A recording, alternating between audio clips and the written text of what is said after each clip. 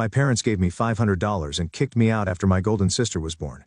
But 17 years later, I 35 minutes work as a software engineer at one of the major tech companies on the West Coast. After nearly a decade in the industry, I've finally built a stable life for myself, good salary, comfortable apartment, and even some investments for the future. From the outside it probably looks like I'm living the American dream, but recently something happened that's been forcing me to confront my past, and I'm struggling with how to handle it.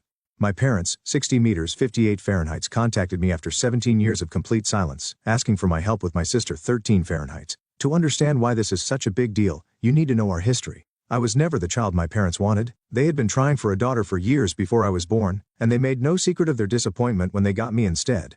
Growing up, I often overheard them referring to me as their spare or a remnant when talking to relatives or friends. My mom was a high school teacher and my dad worked in real estate, so we weren't poor, but they always acted like my existence was draining their resources. I have vivid memories of family gatherings where relatives would try to convince my parents to be grateful for having a healthy son. My aunt would say things like, "At least he's smart and well-behaved," or "Many couples can't have children at all."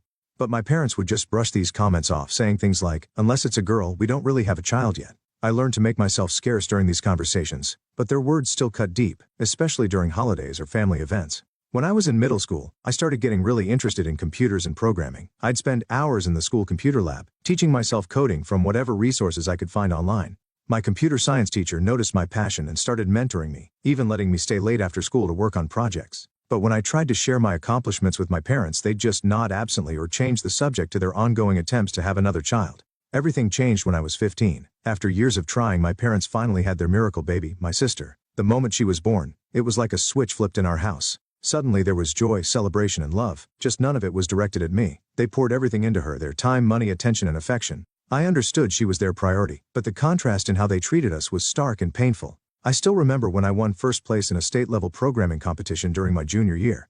The prize included a small scholarship for college. When I came home with the trophy and certificate, my parents barely looked up from cooing over my sister trying to stack blocks. But when she managed to put 3 blocks on top of each other, that warranted a family celebration with cake and pictures. At school, I threw myself into coding and my studies, knowing education was my ticket to independence.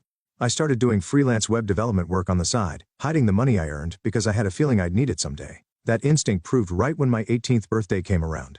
Instead of any kind of celebration, my parents sat me down for what they called an important discussion. Looking back, I think they've been planning this for a while. They explained that they needed my room for my sister's playroom and educational space. They had already decided I would move out immediately. When I tried explaining that I needed time to save money and find a place, they shut me down completely.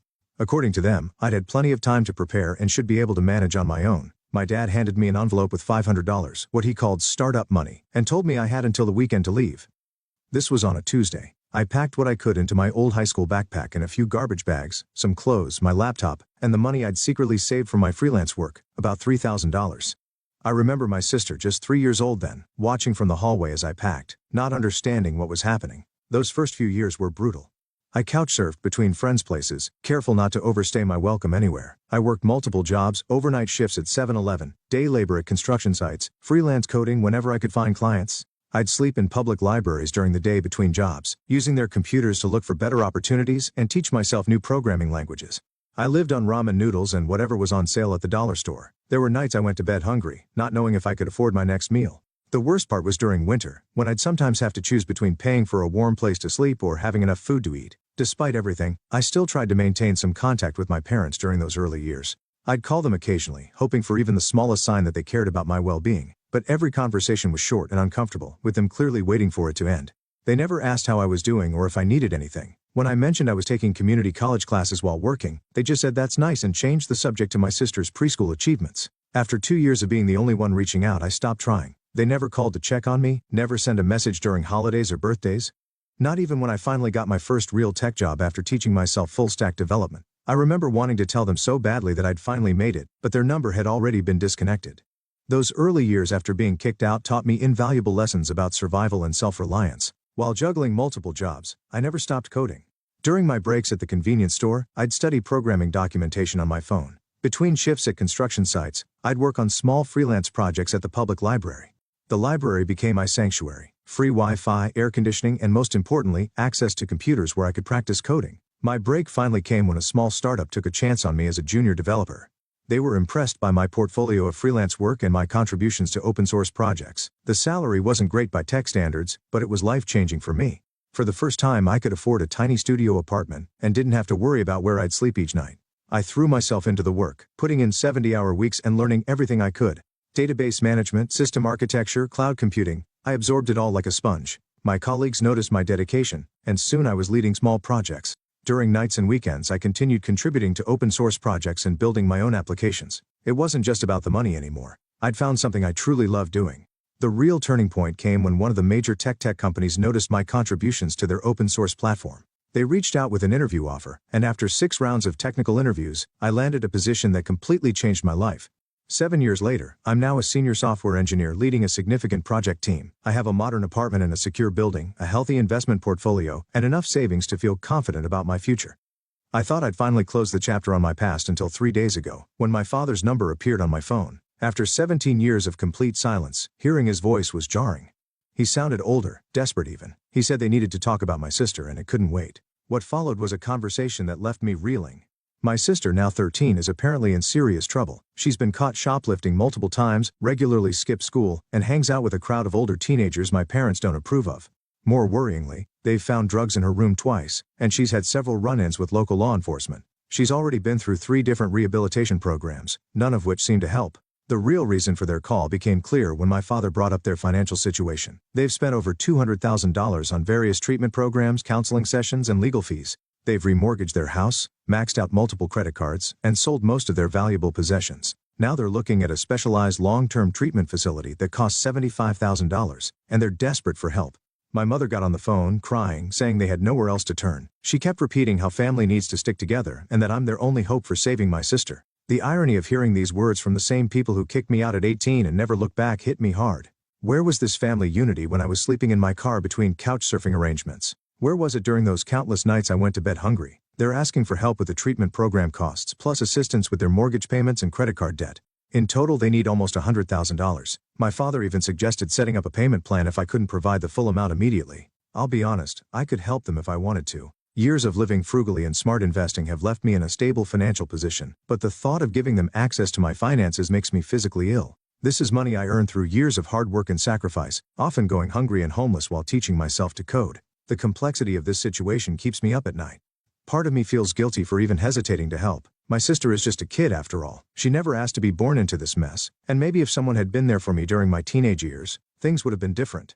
But then I remember how my parents treated me, how they kicked me out without a second thought, and never once checked to see if I was alive or dead for 17 years. Yesterday they called again, asking to meet in person. They said they want to explain everything and make things right. They suggested meeting at an upscale restaurant in my area, offering to drive the 4 hours to see me. Something about their eagerness makes me uneasy, like they're trying too hard to manipulate the situation in their favor. My girlfriend, 34 Fahrenheit, thinks I should maintain firm boundaries. She's seen firsthand how hard I've worked to build my life and heal from my childhood trauma. She's worried that letting my parents back in could undo years of emotional progress. My best friend, who let me crash on his couch during those rough early years, says I don't owe my parents anything but suggests I consider helping my sister directly if I want to. Right now, I'm completely torn. The logical part of me says to maintain the distance that has allowed me to thrive. My parents haven't changed. They still see me as a resource to be used, not a son to be loved. The way they're approaching this situation, focusing on the money rather than attempting to make amends for the past, speaks volumes about their true intentions. But the emotional part of me can't stop thinking about my sister, a troubled teenager who might be acting out because of the same toxic family dynamics that I escaped. Am I perpetuating the cycle of abandonment by refusing to help, or would helping just enable my parents' manipulative behavior? I've worked incredibly hard to build a life I'm proud of, one that those scared nights sleeping in my car taught me to never take for granted. Now I feel like I'm being dragged back into the chaos I spent years trying to escape. Do I help them and risk getting pulled back into their manipulation? Do I try to help my sister directly somehow, or do I maintain the boundaries that have allowed me to heal and thrive? Whatever I decide, I know I'll question it. If I help, I might resent them for pulling me back in. If I don't, I might always wonder if I could have made a difference in my sister's life. The weight of this decision is crushing, and I could really use some outside perspective. Update 1. After reading your comments and suggestions, I decided to meet my parents at a coffee shop downtown. I figured a public place would help keep things civil and give me an easy exit if needed. The moment I saw them walk in, I was struck by how much they'd aged. They looked exhausted, with dark circles under their eyes and noticeably more gray hair than I remembered. They wasted no time getting into details. My sister's issues are apparently worse than they initially described over the phone. Beyond the substance use and legal troubles, she's had to go through multiple rehabilitation programs, all of which they've had to pay for out of pocket. She's not just skipping school occasionally, she hasn't attended a full week of classes in months. She sneaks out regularly, often disappearing for days at a time with friends who are clearly a terrible influence. My parents showed me their financial records on their phones. They weren't exaggerating about their situation. They've sold most of their valuable possessions, including my childhood home, to cover these expenses. They're now living in a small apartment and struggling to make ends meet. They even mentioned selling some family heirlooms which they estimate will only keep them afloat for a few more months. Throughout our conversation there was this underlying expectation that made me uncomfortable. They kept bringing up family obligations and my duty as their son to help out. It felt like they thought that no matter what they'd done in the past, I would step up simply because we're related. The way they talked made it clear they hadn't really processed how they'd hurt me, or even acknowledged their past treatment. As they kept going, I could feel all my old anger and resentment bubbling up. They didn't see any of this as their fault. They brushed off kicking me out at 18, saying it was just parenting and they'd done what was best for the family at the time. They acted like it was perfectly normal to treat me the way they did, and now they expected me to forgive everything and swoop in to fix their problems. I realized they weren't looking for forgiveness or understanding. They were looking for a solution, and to them, that solution was my money. They needed someone to take on the financial burden of all the decisions they'd made over the years, and I was their last resort. After listening to everything they had to say, I told them firmly that I couldn't help them. I explained that I'd worked hard to build a life on my own after they left me stranded, and I wasn't in a position emotionally or ethically to support them now. I made it clear that I didn't feel any obligation to bail them out of a mess they'd created themselves. They didn't take my refusal well at all. Their faces hardened, and their tone changed completely. They called me selfish, said I was abandoning my family, and accused me of being heartless for not helping my sister. I could see the anger and disappointment in their eyes. It was like looking back into my childhood. Nothing had changed. They were still trying to guilt me into feeling like I owed them something. I left that meeting feeling more conflicted than when I went in. Part of me feels relieved that I set a boundary and stood up for myself, but another part feels guilty, like maybe I'm turning my back on them when they're at their lowest. It's hard to explain, but even though I know they hurt me deeply, it still feels strange to walk away from them like this. I keep thinking about their situation and about my sister, who I don't even know. I feel sorry for her, but I don't believe I can save her. It's painful to realize that even after all these years, my parents don't see me as an individual with my own life and struggles, but instead just as someone they can use to fix their problems. I'm trying to let go of the guilt, but it's hard. Am I wrong for sticking to my decision? Should I have tried to find some middle ground? I keep replaying the meeting in my mind, wondering if I made the right call. Update 2. Things have gotten even crazier since my last update, which was only about a week ago. Just a few hours ago, I received a call from a number I didn't recognize. When I answered, I heard my sister's voice for the first time. This caught me completely off guard. I barely know her, with only vague memories from when she was a baby right before I left home. The call started surprisingly well. Her voice was polite, almost sweet, which was unexpected given everything I'd heard about her behavior. She began by asking me to help our parents with their current financial situation.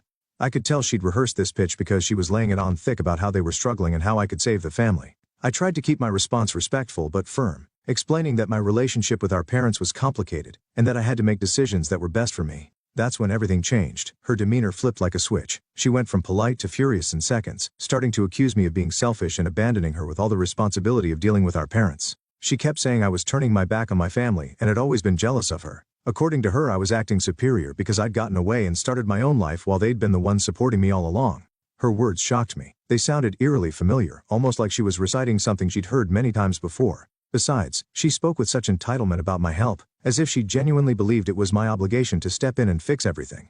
I was so taken aback that I couldn't even respond. Here was this person I'd never had a relationship with, demanding that I make up for years of choices I had nothing to do with. After her emotional outburst, she hung up before I could process what had just happened. I sat there staring at my phone, trying to make sense of it all. Where was this hostility coming from? Why did she think I'd abandoned her? I needed answers. I called my parents, determined to understand what was going on. As soon as they picked up, I asked them directly if they'd been telling my sister that I'd abandoned her and them. There was a telling pause before they finally admitted the truth. For years, they'd been feeding my sister a completely twisted version of why I left. They told her I couldn't handle sharing their attention with a younger sibling, and had cut ties with them out of spite. They'd painted me as a selfish older brother who abandoned the family because I was jealous of her. The reality that they'd made me feel like an outsider from the moment she was born and kicked me out as soon as I turned 18, had been completely erased from their narrative. I felt like someone had knocked the wind out of me. All these years my sister has grown up believing I was the villain in this story. No wonder she felt like I'd abandoned her. She'd been raised on a steady diet of lies about who I was and why I left. Meanwhile, the truth about my parents making me feel unwanted from birth and forcing me out of the house had been carefully hidden from her. I hung up on them after that revelation. They haven't tried to reach out again, but then again, it's only been a few hours since our last conversation. I'm angry at my parents for lying to my sister about me, and for making her think I was the one who walked away. But I'm also frustrated with my sister for lashing out at me and demanding my help as if I owe it to her. This resentment is hard to shake off, but now I'm also feeling a different kind of guilt. I wish my parents had told her the truth about why I left. Maybe if they had, things would be different between my sister and me. I might not have been able to help my parents financially, but I definitely would have been able to build some kind of relationship with my sister and possibly help her avoid some of these behavioral issues. But now it feels like there's too much damage to fix. I'm not even sure if I want to try. This whole situation is exhausting because just when I thought I was done with my family for good, they came back in the worst possible way. I know many comments have suggested I just block my parents and move on completely, but it's not that simple for me. Call me whatever you want, but this is still family, and I feel like I need to know what's going on at the very least. I'm definitely in no position to help my family out financially, but this is the first time they've reached out to me, and part of me can't ignore that completely. Still, it's clear to me that my parents are still trying to manipulate the situation to get what they want, and my sister is too wrapped up in their version of the story to see things differently. I don't know what else to do. I can't help feeling like any choice I make will be the wrong one. The way they've twisted the narrative of my departure makes me even more certain that maintaining my distance is the right choice, but it also makes me sad for my sister. She's grown up with this distorted view of family history, and it's clearly affecting her behavior and relationships. I wonder if there's any way to repair this damage, or if it's better to just let it be. Update 3. It's been a few months since my last update, and I've had a lot of time to reflect and let things settle down. Honestly, it's been quieter for me, but only because I made the choice to stay out of the mess my parents and sister have created. I'm learning that sometimes the best way to find peace is by stepping back and not letting their drama consume my life. About a month after my last update, my parents called again. I was dreading it, but I picked up because I wanted to hear what they had to say this time. They were even more desperate than before and used every tactic they could think of to guilt me into giving them money. They talked about how dire things were, how they were on the verge of losing everything, and how they needed me to step in and fix it. At first they tried the whole, family is supposed to stick together, guilt trip again. When that didn't work, they switched to threats, saying they would make my life miserable if I didn't help them. Then they changed tactics again, claiming I was their only hope now. Honestly, I was disgusted. After everything that happened, they still had the audacity to threaten me, and not once did they stop to acknowledge how badly they had treated me. I stood my ground and told them again that I couldn't help them financially, and that it wasn't my responsibility to fix their problems. I reminded them that they had made these choices, and it wasn't on me to clean up the mess. They weren't happy about that, obviously. They kept calling for the next month, alternating between guilt trips and threats. Eventually, they stopped calling. I figured they had finally realized I wasn't going to cave. For a month I didn't hear anything from them, and honestly, I thought that might be the end of it. But then, just about a week ago, I got another call. I almost didn't pick up, but curiosity got the better of me. The situation had only gotten worse. They told me they had to declare bankruptcy. They'd sold almost everything they owned to cover their debts and were basically starting over with nothing. Then they dropped another bombshell. My sister had completely cut contact with them and moved in with one of her friends. She's only 13, but somehow she managed to move in with a friend's family who, according to my parents, enables her bad behavior. When I asked why they didn't get the authorities involved, they said it was for the best, that my sister no longer lived with them because they couldn't see themselves helping her anymore. So they've essentially abandoned their second child as well. At first they tried to put the blame on me. They said that if I had just helped them out when they asked, none of this would have happened. They claimed I was the reason everything went downhill. Of course, they couldn't admit that they were responsible for their own actions. I was beyond angry. I told them straight up that everything happening to them was a result of their own decisions and the way they had treated me. I reminded them of how they kicked me out when I turned 18, how they treated me like a second-class citizen in my own home, and how they ignored me when I needed them. I reminded them about how they didn't even acknowledge how that affected me, and instead just kept trying to shift the blame onto me. That's when they finally stopped making excuses and started backtracking. They apologized and said they regretted everything they had done to me. They told me they wished they had done things differently. It felt like they were saying all the right things, but it was too little, too late. I couldn't just forget how they had treated me for years, and I couldn't erase the fact that they had destroyed 2 lives, mine and my sister's. They had pushed me away, and now they were reaping the consequences of that decision. I felt pity for them, I honestly did, but at the same time I knew I couldn't sacrifice the life I'd built for myself to try to fix things that were already broken. I told them I couldn't offer any help and that I needed to keep my distance. They were upset, but I stayed firm in my decision. After I hung up, I still felt angry at them for what they did to me, but at the same time, I was sad for them. I wish they had taken the time to see what they were doing wrong when they had the chance, but now it's too late. I've made my peace with the fact that I can't save them, and that's something I'm learning to live with. I don't know what the future holds for them or for my sister. All I know is that I'm not going to let their mistakes ruin my peace. I've come too far to let them pull me back into their chaos. Maybe over time I'll try to reach out to my sister again and see if I can help get her on the right track, but for now I have much bigger things to worry about. I can only hope that she learns from all of this and makes better choices than our parents did. So yeah, that's about it for me. It'll be a long while before I check in on my family again. I know this isn't exactly the happiest ending, but it's something that I've made peace with. Thank you all for the advice and support throughout this journey. It really helped me stay strong in my decisions.